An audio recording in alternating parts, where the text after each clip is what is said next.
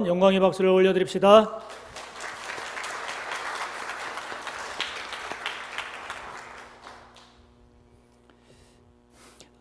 제가 얼마 전에 그 전남 신안 그 증도에 있는 그 문준경 전도사님 그 순교지를 그 탐방 갈 테니까 성도님들 신청하십시오 그랬잖아요.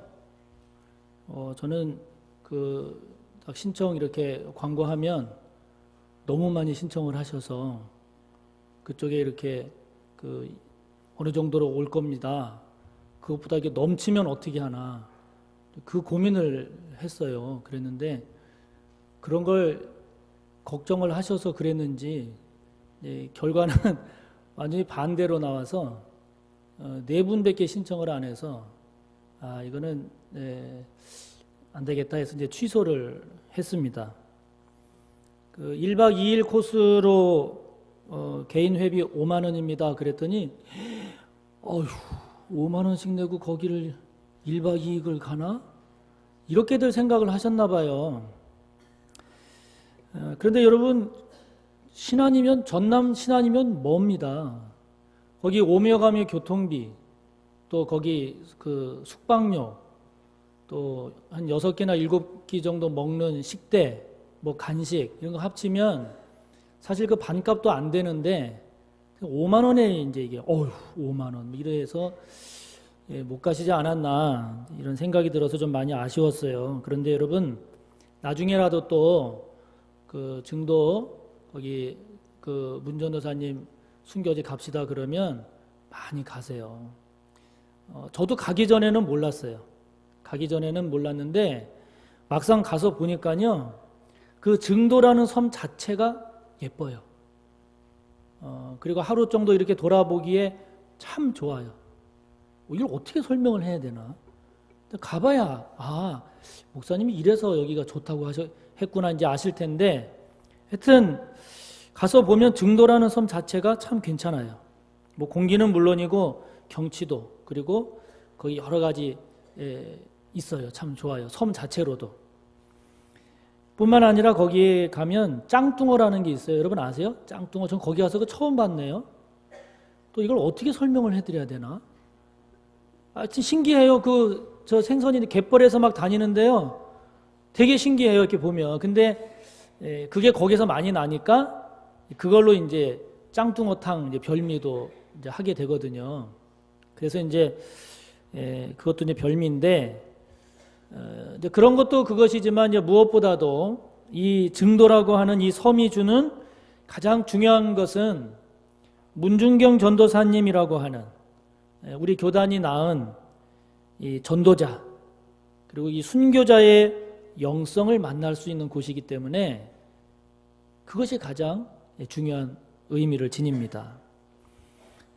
그래서 이제 1박 2일 코스로 가게 되면 그 문전도사님의 그 순교와 관련된 둘러보고 또 올라오는 길에 다른 그 또 순교 유적지를 이렇게 쭉 돌아보면서 오게 되는데 여러분 제가 지난 5월에 그 석가탄신일 그때 이제 가서 봤거든요. 갔는데요. 생각보다 많이 와요. 생각보다. 그날 제가 갔을 때 저는 당연히 뭐 아무데나 이렇게 민박 잡으면 되겠다고 갔는데 섬 전체에 민박에 방이 없었어요. 그래 거기 그 문 전도사님 그 순교 기념관 관장 목사님이 그리고 김진성 전도사 아버님이시거든요. 그래서 어떻게 방이 없어서 그래서 전화드렸더니 그분이 특별히 이렇게 마련을 해주셔서 그나마 이렇게 둘러볼 수 있었거든요. 생각보다 많이 와요. 우리 교단보다도 오히려 장로교나 이런 다른 교단에서 얼마나 많이 오는지 몰라요. 여러분 다음에라도 다시 공지가 되면 꼭 가보세요. 그런 데는 가볼 만한 그런 가치가 있고 또 이럴 줄 알았으면 내가 10만 원을 들여서라도 올 걸 뭐 그렇게 생각을 하게 될 텐데 꼭 가보세요. 이 문준경 전도사님에 관한 영상을 우리가 잠깐 볼 텐데 어떤 분이신가 한번 여러분 잘 보시기를 바랍니다.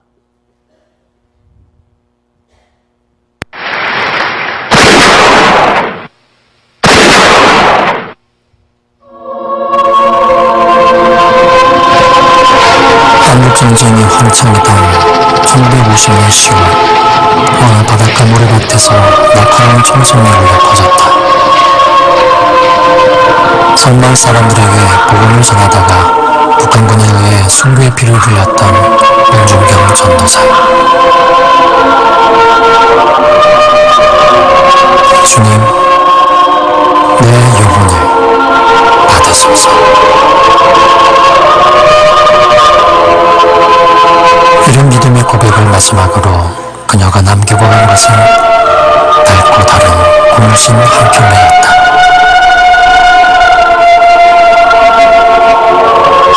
고무신 행전을 쓴 섬마을 선교 어머니 문중경 전도사. 결혼 생활에 실패하고 살아도 사는 것 같지 않던 어느 날, 문중경은 부흥사인 이성봉 목사를 만나 예수님을 영접하게 된다. 이후 사람을 낳는 어부가 되라는 주님의 부름을 받는 문중경은 40살에 뜻깊게 신학생이 된다. 첫 개척지는 고향 임자도. 이때부터 나룻배를 타고 신안군에 흩어져 있는 수많은 성들을 다니며 전도를 시작한다.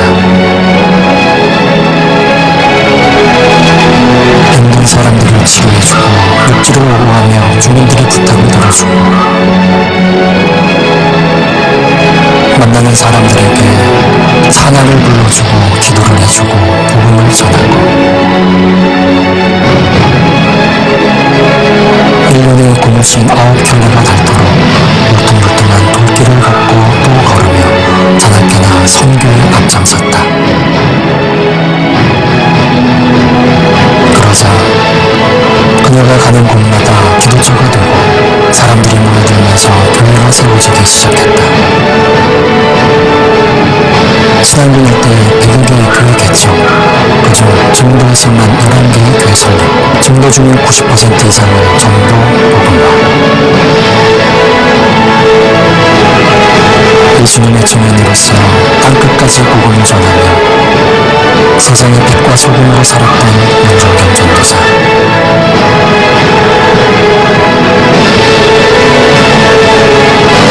오직 잃어버린 영혼을 구원하기 위해 그녀는 하늘에 쏟아지는 미랄이 되었다.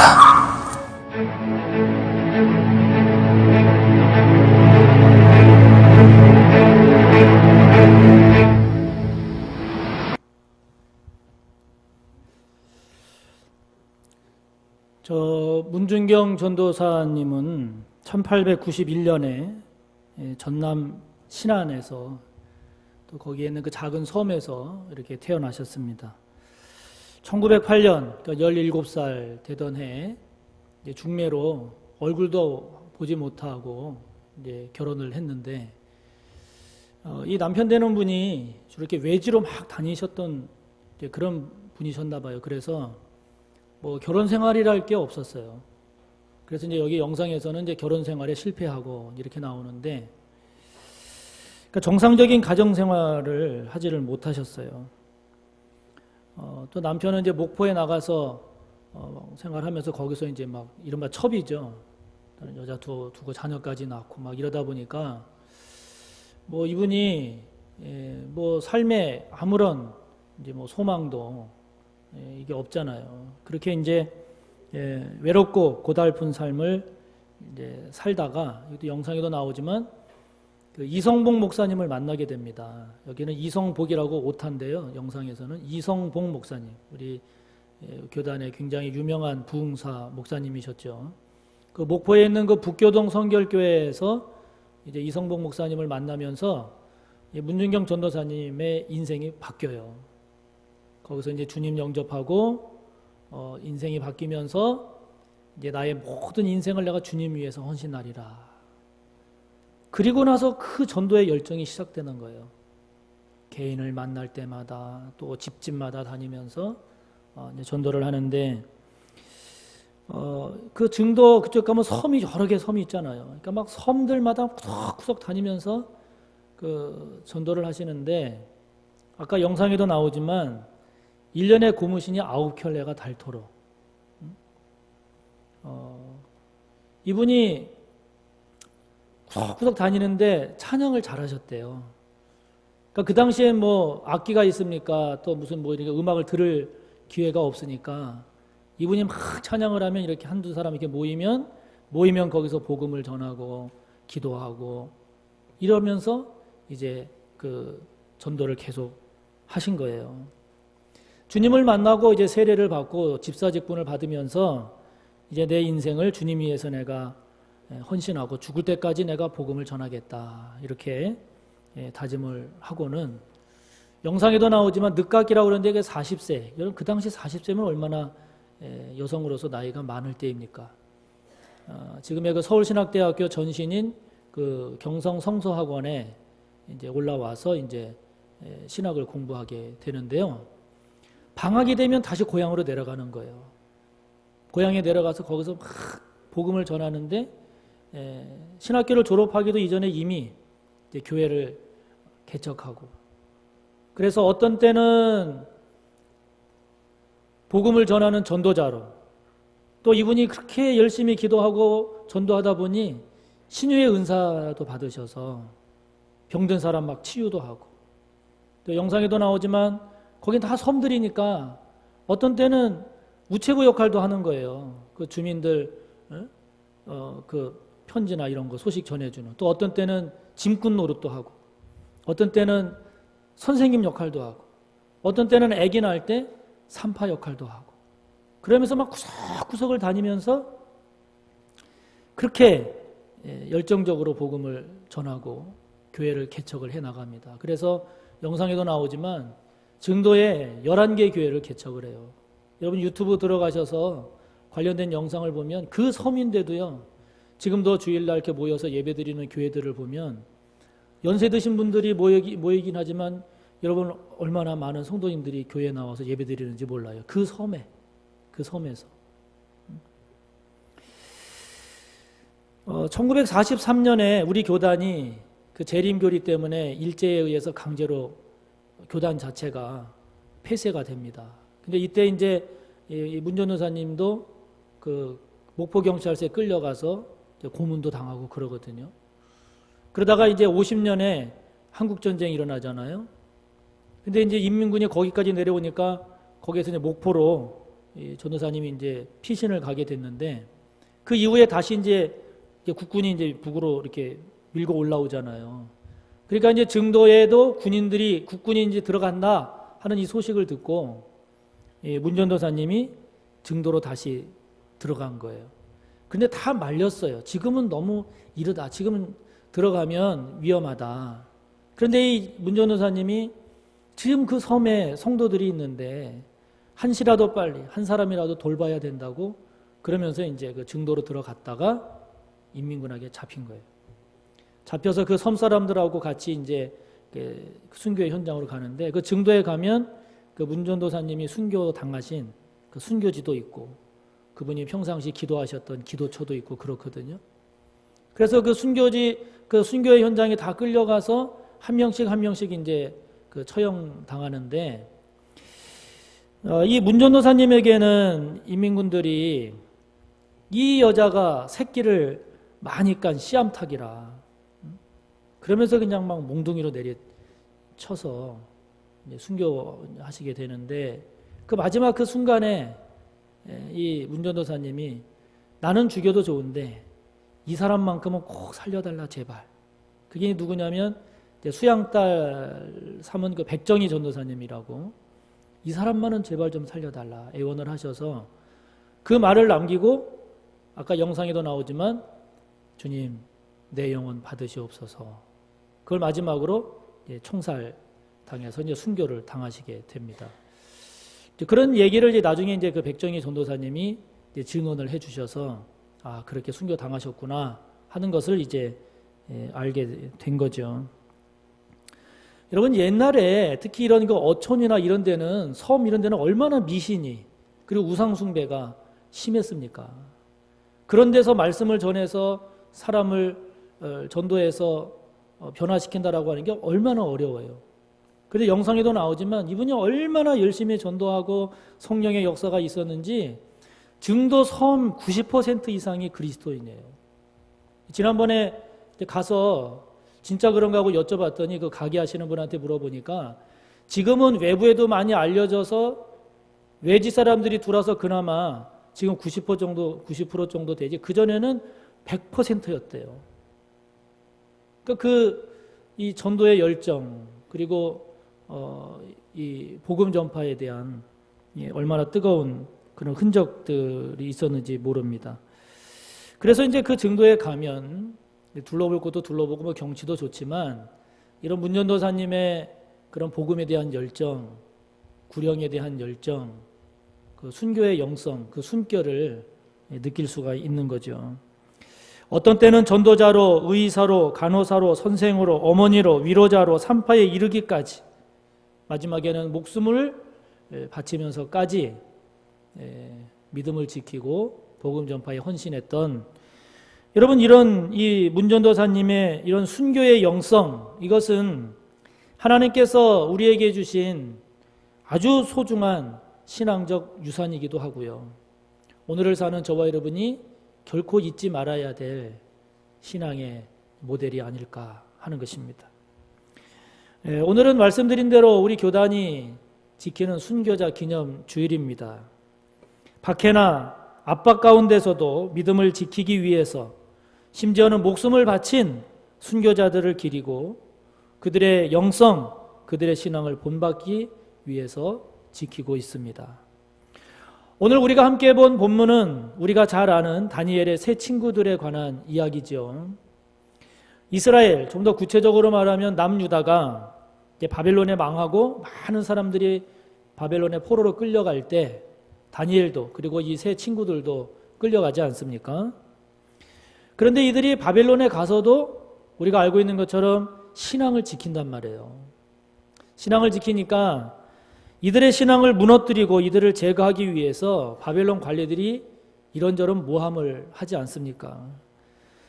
그래서 그들이 생각해낸 게 신상을 세우고 그리고 그 신상에 절하지 않으면 본문의 내용이 나오는 것처럼 풀무불에 던져서 죽이는 그런 박해를 가하게 된 거죠. 우리가 아는 대로 그럼에도 불구하고 이들이 신앙을 고수합니다. 오늘 본문 뒤를 보면 그 이후의 내용이 나오잖아요. 결국 이들이 펄펄 끓는 풀무불에 던져지게 되고 그러나 기적적으로 그들이 다시 살아나오게 되는 내용이 소개되고 있습니다. 정말 우리가 그 다니엘 세 친구와 같은 현장에 있었으면 과연 우리가 신앙을 지킬 수 있었을까 이런 생각이 드는데 문정경 전도사님이나 이 다니엘의 세 친구가 당한 이런 박해하고는 뭐 비교할 수도 없지만 저에게도 작은 이분들에 비하면 뭐 비교할 수도 없는 그런 박해가 있었습니다. 뭐 박해라고 얘기하기도 좀 그렇지만 아버지가 이제 신앙생활을 반대하셨어요. 저의 신앙생활을. 특히 이제 고등학교 때는 공부가 우선이니까 교회 다니는 거 중단하고 대학을 들어가면 다녀라 이러셨거든요. 그런데 이제 그 당시에 이제 신앙이 이제 자리를 잡고 이제 그럴 때라 아버지 그렇지 않습니다. 저에게 있어서 신앙이라고 하는 게 굉장히 중요한 거고 그리고 신앙이라고 하는 것이 내 마음의 중심도 잡아주고 그래서 공부에도 많은 도움이 됩니다. 걱정하지 마시고 제가 열심히 할 테니까 허락해 주십시오. 그러면 내가 너를 믿을게 이러시면 얼마나 좋아요. 그렇게 말씀드렸더니 미쳤다고. 네가 진짜 이제 미쳤다고. 그래가지고 이제 아버지한테 뭐 맞기도 하고 혼나기도 하고 어떤 때는 이제 책을 다 불살라 버리겠다 뭐 그러지도 하고. 근데 여러분 이렇게 저의 경우 뭐 별거 아니지만 작은 그런 어떤 박해라도 당하니까요 힘들더라고요. 괴롭더라고요. 교회를 몰래 가다가 그 몰래 가는 것도 여러분 그게 할 짓입니까? 근데 그러다가 또 걸리면 또 혼나고 또 몰래 갔다가 또 눈치 보고 이게 뭐 좀 그런 거예요. 근데 너무 마음이 이제 괴롭고 힘들더라고요. 그래도 하나님의 은혜로 어쨌든 잘 견뎠어요. 믿음을 지키고 오늘에 이르러서는 이제 목사까지 됐잖아요. 이제 아버지도 이제 영접 기도를 이제 시켜서 영접 기도를 이제 하셨어요. 지금 오늘 이 시간에 이 자리에 이르기까지 우리 성도님들 가운데도 그 박해를 이기고 오늘 이렇게 믿음을 지키는 분들이 계실 겁니다. 또는 지금 가정이나 혹은 직장에서 이러저러한 박해를 받으면서 신앙생활하는 성도님들도 있을지 모르겠는데 여러분 박해가 있으면 어떻게 해야 됩니까? 방법이 없어요. 견디는 수밖에. 박해는 견디는 수밖에 방법이 없어요. 어떻게 견딜 수 있을까요? 박해를 견딜 수 있는 방법이 뭘까요? 박해로 인해서 당하는 고통이 있을 거 아니에요. 박해로 인해서 주어지는 불이익이 있을 거 아닙니까? 그것보다 주님을 믿는 믿음이 더 귀하다. 주님을 믿는 믿음이 더 가치가 있다 하는 확신이 있어야 견뎌요. 박해로 인한 고통이나 불이익에도 불구하고 내가 주님을 붙잡지 않으면 안 된다라고 하는 믿음이 있어야 견딘다고요. 예수가 그렇게 좋아? 그럴 때 좋다고. 이래도 예수를 믿을래? 그럴 때 믿겠다고. 그럼 그래야 박해를 견뎌요. 박해는 방법이 없어요. 견디는 수밖에. 사랑하는 성도 여러분, 박해는 어렵지만 잘 견디기를 바랍니다. 예수가 그렇게 좋아? 그럴 때 좋다고. 그래도 예수를 믿을래? 믿겠다고. 그렇게 답할 수 있는 저와 여러분이 되기를 축복합니다. 근데 여러분, 우리의 믿음을 위협하는 것은 박해만이 아니에요. 오늘날은 박해만이 아니라 큰 위협 가운데 하나가 뭐냐? 시험 드는 거예요. 시험. 교회를 다니고 싶어도 안 다니거나 혹은 못 다니는 경우에 오늘날에는 박해보다도 시험 들어서 못 다니는 경우가 오히려 더 많을 지경이에요. 사람 때문에 혹은 환경이나 다른 이유로 인해서 무엇인가 마음에 안 들어서 실망함으로써 낙심하고 의욕을 상실해서 믿음이 후퇴하는, 이 시험 들어서 넘어지는, 이게 오늘날에는 큰 문제예요. 히브리서 12장 2절을 보면 믿음의 주여 또 온전하게 하시는 이인 예수를 바라보자. 여러분, 우리가 이걸 알아요. 예수님을 바라봐야 된다는 걸 알아요. 그런데 사람 보다가 시험 든단 말이에요. 환경 보다가 낙심해서 실망해서 시험 든다고요. 제가 언제 시험 들었나 하고서 이렇게 쭉 저의 신앙 여정을 돌아보니 학교 다닐 때, 대학 다닐 때 그때는요 진짜 목사님들의 설교가 너무 싫었어요. 너무 싫었어요. 마음에 안 들고 왜 저렇게 설교하시나, 저런 내용을 설교해야 되나, 예배드리기 힘든 경우가 많았습니다. 좀 나이 들어서 이제 집사 직분을 교회에서 받고 제가 이제 집사로 이렇게 섬길 때는 이제 새로 목사님이 이렇게 오셔서 목회를 쭉 하셨는데, 이른바 이제 목사님을 찬성하는 장로님들, 또 목사님을 반대하는 장로님들 이렇게 나뉘어졌어요. 나눠져서 예배 때 어떤 때는 장로님들이 교회로 목사님을 막 공격을 하면, 또 어떤 때는 목사님이 또 설교로 또 장로님을 공격을 하고. 여러분, 그걸 모릅니까? 성도님들이 알잖아요. 아니까 크게 그렇게 마음이 아픈 거예요. 왜 우리 교회가 이래야 되나, 왜 교회 모습이 이런가. 이 낙심이 될 때 힘들었어요. 여러분, 웃기지 않아요? 교회 가지 말라고 막는 사람도 없어요. 박해하는 사람도 없는데 교회를 가기가 힘든 거예요. 이게 시험이 들면. 이게 얼마나 기가 막힌 일입니까? 누가 말리는 것도 아니고 못 가게 하는 것도 아닌데도 교회 가기가 힘드니, 예배 드리기가 힘드니.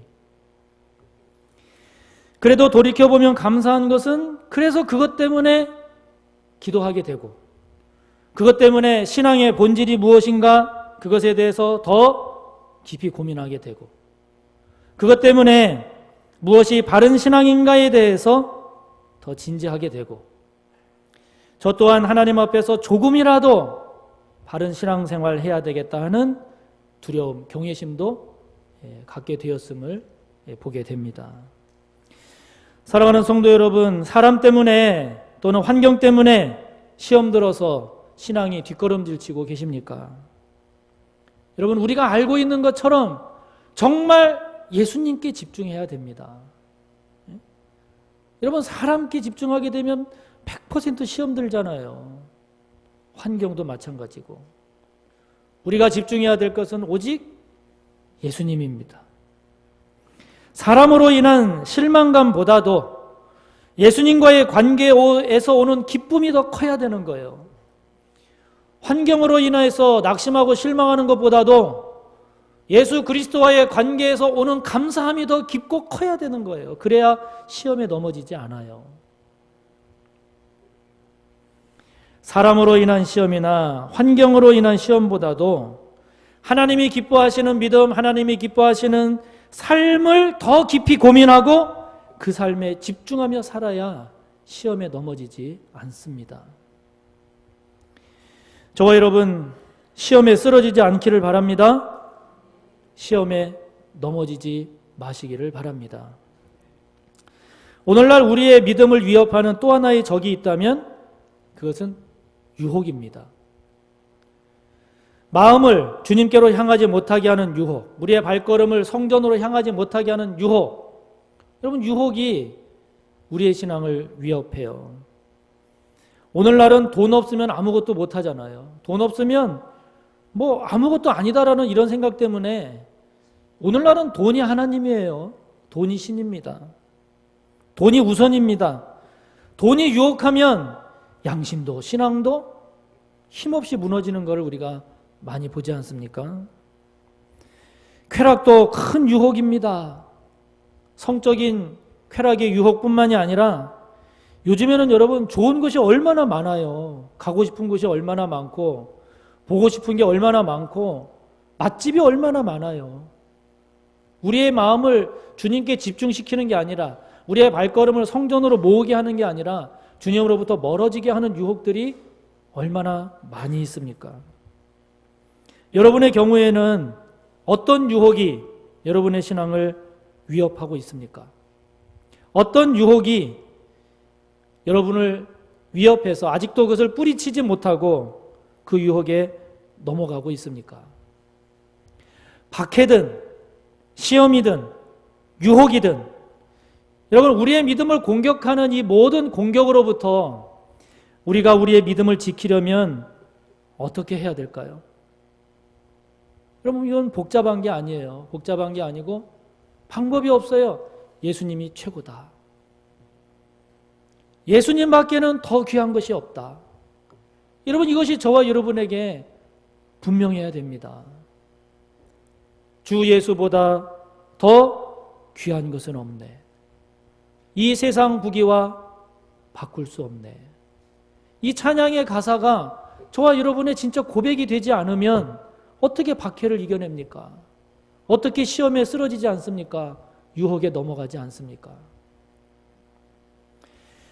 나를 향한 주님의 사랑, 나를 향한 십자가의 은혜, 구원의 기쁨, 그 구원의 소중함, 주님께서 그리고 말씀으로 깨우쳐 주신 복된 가치 있는 삶에 대한 확신. 여러분, 이러한 것들을 우리가 생각할 때 다른 것은 없어도 되지만 주님 없는 것은 안 됩니다. 주님만 계시면 됩니다. 그러나 주님이 없으면 모든 것이 아무 것이 있어도 아무것도 아닙니다. 많은 돈도 높은 지위도 우러러보는 명예도 내 안에 주님이 없으면 아무것도 아닙니다. 그러나 주님만 내게 계시면 사람이든 환경이든 괜찮으니 여러분, 이러한 고백이 저와 여러분에게 있지 않는다면 어찌 박해를 이겨내고 시험에 쓰러지지 않고 유혹에 넘어가지 않겠습니까?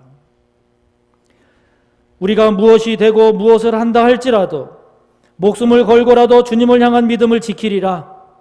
목숨을 빼앗기는 경우라 할지라도 주님을 믿는 믿음을 고백하고 붙들리라. 여러분, 이러한 순교의 영성은 박해 현장에서만 필요한 게 아니고 오늘을 살아가는 저와 여러분에게 시험이 들 때에도 유혹이 우리를 위협할 때에도 이 순교의 영성이 필요하지 않겠습니까? 사랑하는 성도 여러분, 예수님이 저와 여러분에게 그렇게 소중한 분이라고 고백할 수 있겠습니까? 예수님이 정말 그렇게 귀하고 소중한 분임을 고백할 수 있겠습니까? 다른 거 다 없어도 좋으니 주님만이 내 안에 계시옵소서. 주님만 계시다면 내가 모든 것을 견디고 참아내고 극복할 수 있겠습니다. 라는 고백이 저와 여러분에게 있습니까? 박해뿐 아니라 시험이 많고 유혹이 많아서 바른 신앙생활하기 힘든 이 시대, 죽으면 죽으리이다 에스더의 믿음으로 오늘 본문처럼 그렇게 하지 아니하실지라도 라는 다니엘 친구들의 믿음처럼 주 예수보다 더 귀한 것은 없다는 이 고백으로 승리하며 나아가는 우리 모두가 꼭 되시기를 간절히 바랍니다. 우리 시간 함께 기도합시다. 하나님, 박해가 있습니까? 환난이 있습니까? 고난이 있습니까? 잘 견딜 수 있는 믿음 주시옵소서. 사람 때문에 시험 듭니까? 환경 때문에 시험 듭니까? 주님, 주님만 바라보게 하여 주시옵소서. 유혹이 위협하고 있습니까? 오직 주님만 붙잡고 승리하며 나아가는 믿음 되게 하여 주시옵소서. 말씀을 생각하며 우리 함께 기도합니다. 하나님 아버지, 박해의 현장 혹은